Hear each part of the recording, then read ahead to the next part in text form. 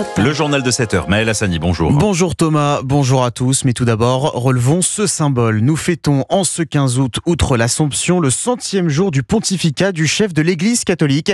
Oui, l'élection du pape Léon XIV, c'était il y a déjà 100 jours. Alors que retiennent les fidèles des débuts du successeur de François ?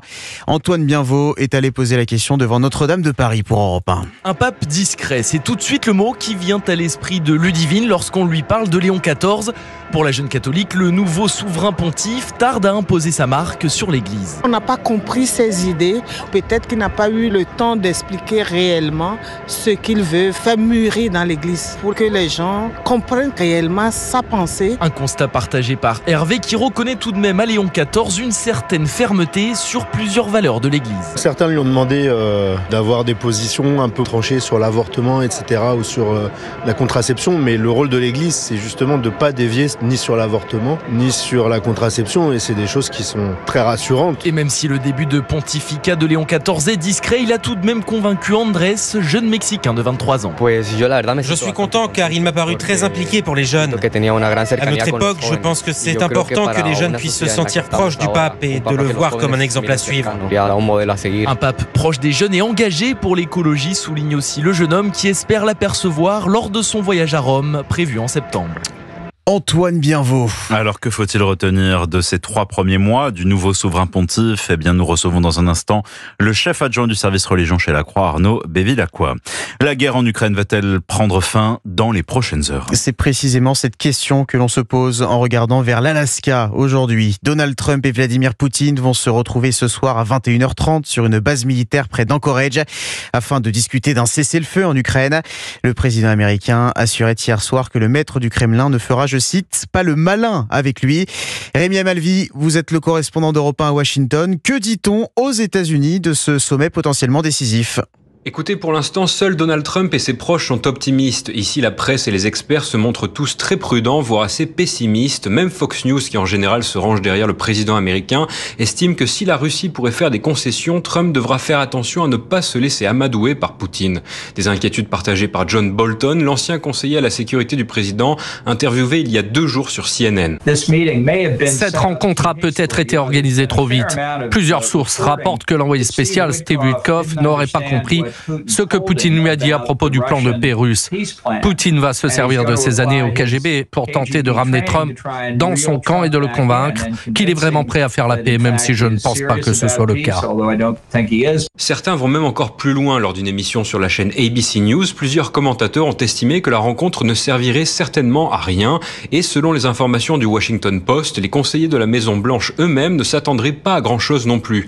Mais Donald Trump y croit dur comme fer. Le milliardaire est convaincu qu'il réussira à stopper le conflit entre la Russie et l'Ukraine et qu'il obtiendra, pourquoi pas, le prochain prix Nobel de la paix. Rémi Amalvi, correspondant d'Europe 1 aux États-Unis, et Donald Trump assure qu'il sera en mesure, dès les premières minutes du sommet, de déterminer si les échanges seront constructifs.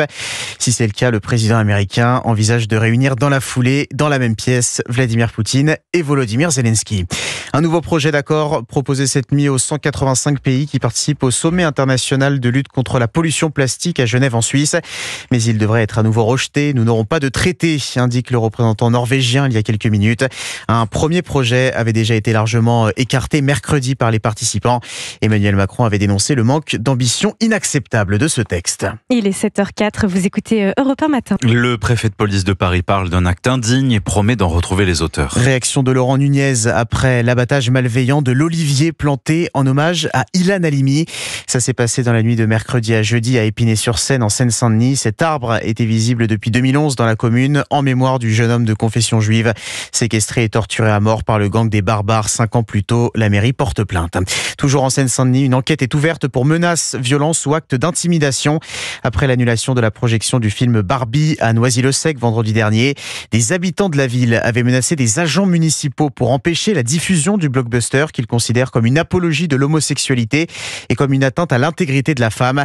Le ministre de l'Intérieur, Bruno Retailleau, dénonce des pressions d'une minorité violente qui veut, je cite, « analyser l'espace public ». La ministre de l'Agriculture s'est rendue dans l'Aude hier. Oui, Annie Genevard, accueillie dans le massif des Corbières, dévasté par un gigantesque incendie la semaine dernière.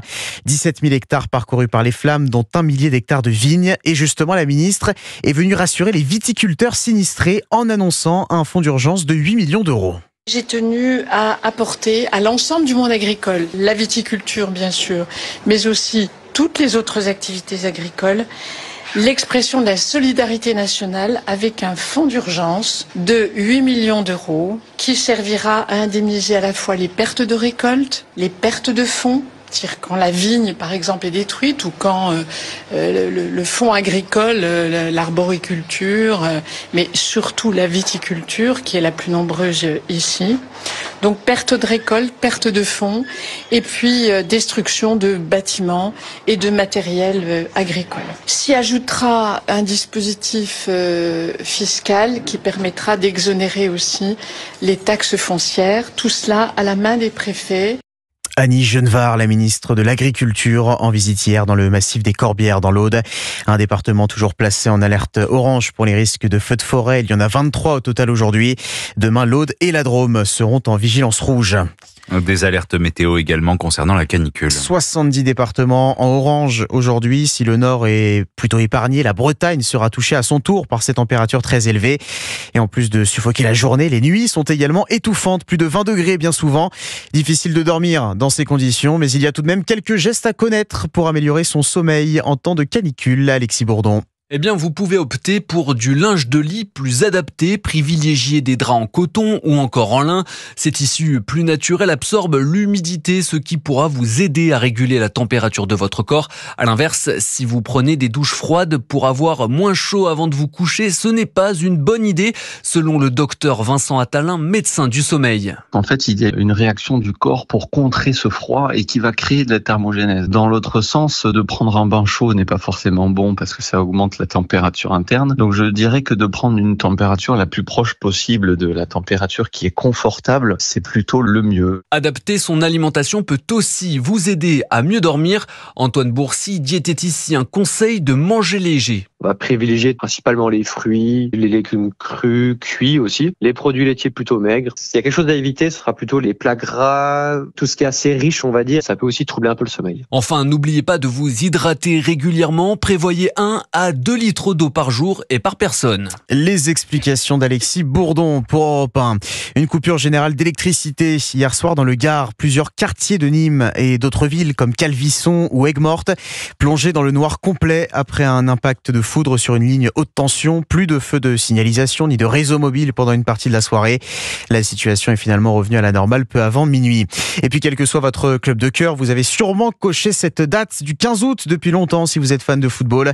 C'est le retour de la Ligue 1 ce soir, début de la première journée de la saison 2025-2026. Une belle affiche pour commencer, Stade Rennais Olympique de Marseille. Coup d'envoi à 20h45. Merci Maël, très bon réveil à tous, bienvenue.